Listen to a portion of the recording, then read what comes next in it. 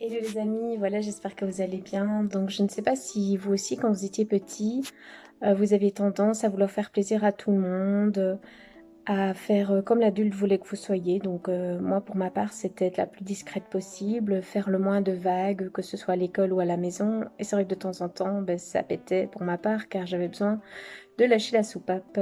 Et donc, voilà, ici, l'adulte aussi s'est permis de me dire, tu es comme ci, pas comme ça, essaye d'être comme ça. Et je me suis fort conformée à tout ça. Et pendant des années, j'ai cru ce discours sur moi. Et même parfois, dans le présent, quand des personnes me disent encore t'es comme ci ou t'es comme ça, j'ai parfois difficile à prendre du recul par rapport à ça et dire bah, c'est la vision de l'autre, ça lui appartient, mais moi je sais que je ne suis pas comme ça. Et donc j'essaye de me corriger par rapport à ça. Donc, je ne suis pas obligée d'adhérer à ce que l'autre dit sur moi, donc ça c'est déjà une chose. Et puis, autant petite, j'essaie de faire plaisir à tout le monde. D'ailleurs, j'ai choisi un métier dans le domaine de l'aide. J'ai envie de me rendre utile, etc. Ok. Mais je ne suis pas la psy de mon entourage. Et donc, quand autour de moi, des personnes vont mal, spontanément, j'ai envie de les aider, de trouver des solutions, sans nécessairement leur dire, mais je me tracasse.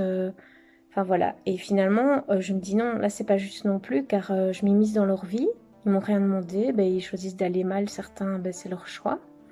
Parce que j'ai déjà essayé d'engueuler, de secouer, d'écouter, de plaindre. Et je m'inquiète, je m'inquiète, je m'inquiète. Et du coup, je suis décentrée de ma vie. Et moi, finalement, d'un autre côté, j'attends aussi que l'autre, parfois, soit dispo pour moi. Et il arrive, par exemple, des matins, comme ce matin, où il n'y a personne qui est là. Puis alors, je me remets en cause. Ou alors, quand j'ai un silence radio de quelqu'un, je me dis, merde, j'ai fait quelque chose et tout. Et là, j'essaie de me corriger car je réfléchis encore comme le petit enfant qui avait besoin de l'autre pour sa subsistance et donc qui ne pouvait rien faire sans les adultes, dans le sens que si on s'occupait pas de lui, ben, il allait mourir. Et il cherchait l'amour, quoi. D'ailleurs, il y a des recherches qui ont été faites que des nourrissons laissés sans amour ben, vont se laisser mourir, quoi. Et j'avoue, c'est aussi comme les animaux. Ils ont besoin d'amour. Nous aussi, on a besoin d'amour. On a tous besoin d'amour. Mais tout ce qui concerne l'aide des autres, ça leur appartient. Quelqu'un qui décide de rester dans son mal-être, c'est son choix. Après, j'avoue, c'est pas évident pour l'entourage. Et voilà. Et d'un autre côté, on a parfois des surprises dans un autre sens. Donc, pour ma part, dans mon entourage aussi, des jeunes ados qui vraiment se prennent en main par rapport à des choses pas évidentes du tout. Et c'est vraiment un bel exemple pour nous. Et c'est vrai que ça aussi, ça, dans cette petite vidéo, je voulais rappeler qu'on ne sait vraiment jamais ce que l'autre traverse. Et quand on croise quelqu'un, parfois de mauvaise humeur, stressé, etc., au lieu de tout de suite se laisser emporter par la colère et tout, calmons-nous un moment et j'avoue que parfois on ne sait pas ce que l'autre traverse. Et même toujours presque, parce que même quand on est en contact, l'autre ne va pas nécessairement nous dire comment il va, quoi. Genre au bureau, quand on dit ça va, bah oui, ça va. Mais en fait, non, ça va pas du tout. J'ai été larguée, ça va pas, je me dispute avec tout le monde, etc. Mais on va pas s'étendre là-dessus. Et donc, voilà. Et ça m'a aussi fait penser à toutes ces maladies invisibles, donc tous ces gens qui se battent au quotidien et dont on n'a pas idée de ce qu'ils traversent, quoi. Et donc, voilà.